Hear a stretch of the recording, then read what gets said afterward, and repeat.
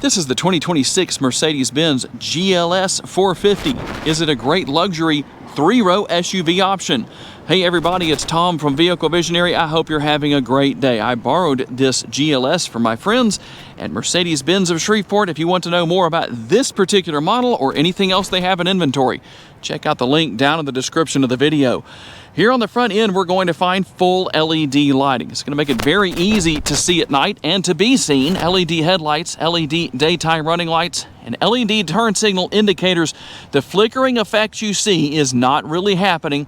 It's only happening through the lens of my GoPro. And with this particular style of grille, I'd say it fits the GLS quite well. A little bit of a different design than what we see with some other models. You will easily be able to spot the front camera right down here underneath the Mercedes-Benz logo. And this model will be 4MATIC, which means all-wheel drive, and it will also have air suspension. We're going to have the 21-inch wheels, and with our side view mirrors, we're going to have turn signal indicators built in. They're heated, power adjustable, power folding, and we also have blind spot monitoring built in right there. And just to demonstrate real fast, I'm going to push this center button right here and show you that those are indeed power folding side view mirrors.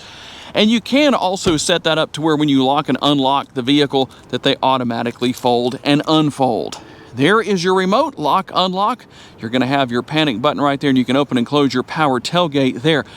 Then you might say, well, wait a minute, what about remote start? That is going to be in the Mercedes Me app that will be on your cell phone, so you will have to use that to start the vehicle with remote start. Roof rails up top. We're going to have a panoramic sunroof up there, finishing things off here on the rear with the rear roof spoiler, and there's our rear window wiper. And once again, full LED lighting with the taillights back here as well, just like we had on the front. There's your 4MATIC logo, and then the GLS 450 logo as well. Sensors here on the bottom portion of the vehicle down here on the bumper area. You also saw the sensors on the front. A lot of great features, multiple cameras all around. It's going to make it very convenient as far as your safety features go. Under the hood is the 3-liter turbocharged inline 6-cylinder. You might think 6-cylinder, not going to make a lot of horsepower. It makes 375 horsepower and 369 pounds-feet of torque. Made it to a 9-speed automatic transmission, 0 to 60 in 5.5 seconds. Top speed is 130 miles per hour. Let's take a look at the window sticker, and we'll show you what the potential MPGs are. We're looking at 19 city, 24 highway, 21 combined, and 4.8 gallons of gas per every 100 miles driven. The gas tank size is 23.8 gallons. On a full tank of gas, you should be able to drive about 452 miles in the city. Out on the highway, that number increases to a potential of 571 miles. You can tow up to 7,700 pounds with this GLS. There are multiple ways to open the power tailgate, depending on what you want to do. You can use the kick feature, the hands-free feature that I just used right there. There's a button on the tailgate itself and a button in the driver's seat area. The rear cargo cover right here is removable. Your cargo capacity will start at 17.4 cubic feet, up to 42.7, up to as much as 84.7 cubic feet. We will find a spare tire located right here, and you can raise and lower your air suspension back here if you want to, depending on how you want to set things up as far as that goes. And we can also lower our seats right here. Now I'm using the button over here on the right-hand side of the rear area, so this should go down. I don't think that seat is in the way. There we go right there. And then we can come right here. These are the controls for our other seats there in the middle, so we can lower those if we want to do that. We can lower everything down and maximize our cargo capacity. And you will also find a panoramic sunroof. I don't have that shade open right now, but there it is. One thing that is a little bit of a surprise to me is the lack of LED cargo area lighting. You can see the lighting right there. That is not LED. Just one of those interesting little things that you notice sometimes. Let's talk about what your second and third row passengers will find. Tons of room and a very comfortable armrest right here. The door bends and the controls for the seats. Everything is adjustable from the headrest, the seat back. You can adjust the seating position depending on where you want that to be or where they want it to be. That's pretty easy to deal with. We can raise and lower the headrest. And You will also find the panoramic sunroof, as I mentioned earlier in the video. There it is with the shade drawn back. That front portion will tilt and slide open. And we'll hop inside and get rid of some of that outside noise. We're going to have the rear seat storage right here. We'll also have our second and third zones of climate control. So there are 4 zones total here in the rear seating area, or within the vehicle, I should say. 2 in the front, 2 in the rear. We're going to have our air conditioning vents not only here on the back of the center console, but also built into the door pillars, and a couple of different cup holder sizes right there. You can see some of the ambient lighting. Hopefully that is showing up on the screen right there. To gain access to the third row, we pull up on this switch right here, and then we have to patiently wait for the seat to get up and out of the way. Depending on where the middle row seats are positioned, well, there can be a decent amount of leg space back here, but I would personally rather sit in the second row or the first row up there, the driver's seat or the passenger seat, but in a pinch, adults could sit back here. A couple of USB options back here on each side. You can see the cup holder right there, and just so you can see, you also have the same thing over here. There's your USB options, and another view of that panoramic sunroof. This is, I'd say, the best view, but depending on how tall you are, you may have to choose the first or second row. And in the event that the battery dies on the vehicle, there is a manual release. That's what this red pull is right here. You can pull on that release, and that will allow to move the seat out of the way manually. The sticker price is $92,330. Let's see what else you get for that price beyond what I've already shown you. On the passenger side door, you're going to see everything over there for your heated and ventilated seats, the power adjustments for the seats, and seat memory.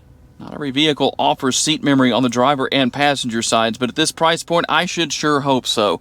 Nice large armrest and door bin. Now, you don't see the lumbar support over there, but it is here. It's just on the side of the seat instead of up there where the other controls are. And we'll find the same thing over here on the driver's side. In addition to all of the controls for our windows, mirrors, locks, all that good stuff is here. If you want to lock the windows, you can do that right there. And there's your power parking brake. Control your headlights here. All of that good stuff is here. And we also have the control right there that allows you to adjust the tilt and telescopically adjustable steering wheel. This is a heated steering wheel. Shifter paddles on the back for working your way back and forth through the 9-speed automatic transmission. And speaking of the transmission, here is your shifter. Over here on the left-hand side, the control for your front and rear window wipers and your turn signal indicators that let people around you know what you're doing before you do it. Novel idea, isn't it? Some of you might say, how do you use that? I have a tutorial on that in case you're curious. Now, let's talk about the driver's display. Yes, you can change what you have there depending on what you want to see. I'm just scrolling through. As you can see right there on the steering wheel, we can push the home button, and that allows us to change the entire look of the driver's display. Go over here. If you want a larger navigation, you can have that. It just depends on what it is you want, how you want it to look. You can see everything that we have here. A very nice modern look, nice crisp graphics. It's all here. And you can control everything over here on the left-hand side of the steering wheel for the driver's display. Now, the same thing happens for the center screen. There's a couple of different ways to do that. In fact, there's 3. We can use the the steering wheel mounted controls, I should say. Depending on what we want to do right there, we can go in and we can select, we can do whatever we want to. Where that is concerned, we can also use the trackpad right here. This is to rest your hand on, and then we can go through here and make all of the different changes that we want to and go into whatever it is we want to go into. If we want to select, we push on the trackpad, and that allows us to go into that area, whatever that icon represents. You can go back just like that. You've got your home button. All of that is here. You can also use the touchscreen itself if you want to do that, depending on what you like to do. Everybody has their preferences. You may be like Monk and you don't want fingerprints on anything. Well, you don't have to have those fingerprints. We can go into vehicle settings and see everything that is here. There's a lot going on. I'm not going to cover it in great detail, but you can see everything that's here as far as assistance. We can go into vehicle. We can also go into light. And speaking of lighting, your ambient lighting is, in my opinion, the best in the industry. When it comes to Mercedes-Benz, you have your multicolor. If you want to use that, it shows you where all of your lighting is going to be located. Pretty easy to see in the vehicle anyway, especially after dark. And there are a total of 64 different colors. You can see the 64 right there. So depending on what you want to use, there is all of that. And so we come out of that, we go back home, we can go to info, we can see what's going on with the vehicle, we can see consumption, we can also see the engine and get all the details right here. How much power, how much torque, all of that's going to be here. And real live information right there on the screen. Pretty cool. Mercedes-Benz doing a great job with all of these things. This model is capable of, well, I'll call it light off-roading. Let's get that word correct, light off-roading. It's not going to keep up with the Jeeps and the Broncos and things like that necessarily, but it is capable. The 4MATIC all-wheel drive definitely helps out in a multitude of ways. Not only in off-roading, but just your low traction situations. There's comfort. Again, we've got our ambient lighting right there if we want to work on that. You also have everything here for your seats. You've got your seat kinetics, your heating settings. All of that's going to be here in case you're wondering where anything is. If you need to reset everything, you can do it right there just by reset. And then we've already looked at this screen right here. You have everything for media, radio. You can wirelessly pair your smartphone, and again, navigation. Dual zone climate control here in the front, as I mentioned earlier in the video, and you can conceal everything away right here, or you can open that up and see your wireless charging pad, and you've got your USB ports right there, also your cup holders. Now here with the center area of the center console, there's a few different things. You can change your driving modes right here. So we're going to have several different modes. We're going to have comfort, eco, you have off-road, you have those accompanying graphics that go with everything. You have sport, and then you have individual. And to go into individual, if you want to individualize individual mode, here's where you're going to do that. And you can see everything that you can change. Drive, suspension, steering, and ESP. You can go in and make changes to that depending on what is available. In some cases, we're going to have more options than others. If we go to drive right here, you're going to see that you have 3 different options to choose from. It just depends on what it is you want. So simple to deal with.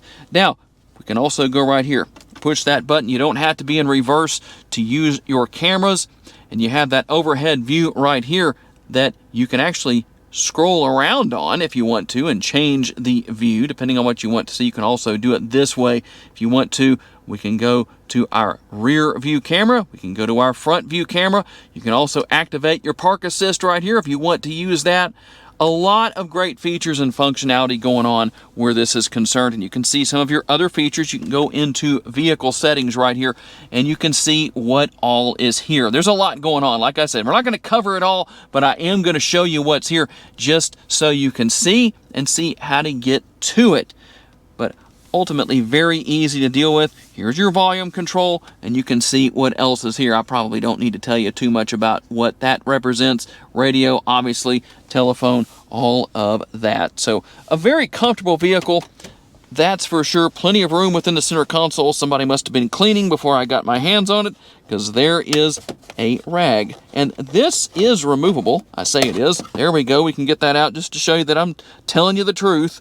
But there you go. That's removable. You're going to have some USB connectivity in there and a reasonable amount of space. Here is the upper console. This is the control for managing the sunroof if you want to open the shade and open the sunroof itself.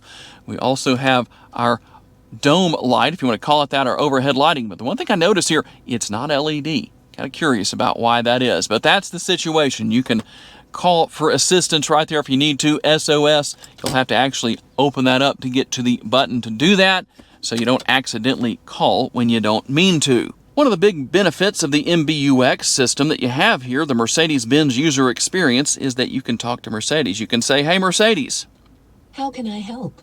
What can I ask you?" I can help you operate different functions easily and intuitively. You can see some examples here. Give it a try. If you don't know how to do more, you can say "help" at any time, and I can explain what you can do. And there you go. Pretty simple to figure that out.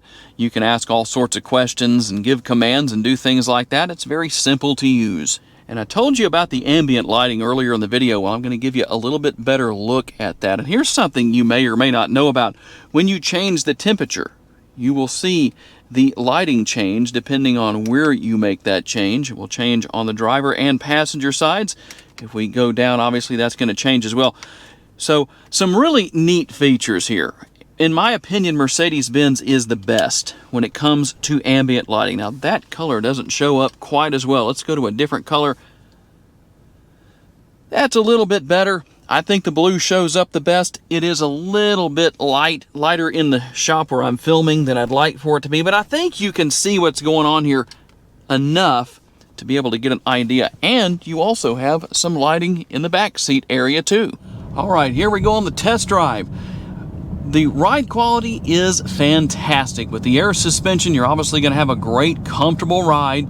The seats themselves, very comfortable. I could sit here and drive for a very, very long time. No problem at all. And with the different driving modes, depending on what mode you want to be in, even with normal mode, you're still going to be able to get up and go when you need to get up and go. But if you go into sport mode, you'll notice a little bit of a difference. You have your other modes as well, as I showed you earlier in the video.